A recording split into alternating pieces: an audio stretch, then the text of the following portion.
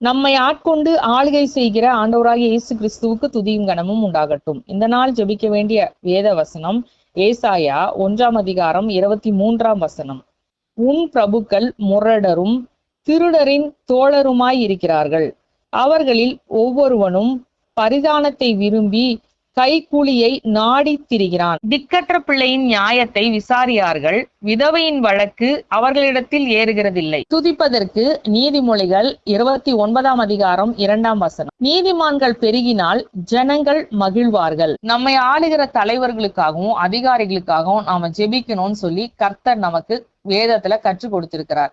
அதனால இந்த நாள்ல நம்மை ஆளுகிற தலைவர்களும் அதிகாரிகளும் நீதி கேடு செய்யாத நீதி உள்ள உண்மை உள்ளவர்களாய் நடந்து கொள்ளணும்னு சொல்லி விசேஷமாய் ஊக்கமாய் அவர்களுக்காக ஜெபிக்கலாம். சமாதானத்தை கொண்டு வருகிற காரியத்தை செய்ய வேண்டும்.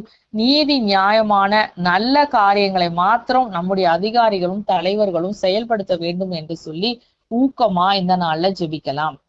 நீதிமான்களாகிய அதிகாரிகளும் தலைவர்களும் தேசத்துல பெருகும் பொழுது நிச்சயமாகவே அது ஜனங்களுக்கு நன்மைய சேமத்தை கொண்டு வரும்.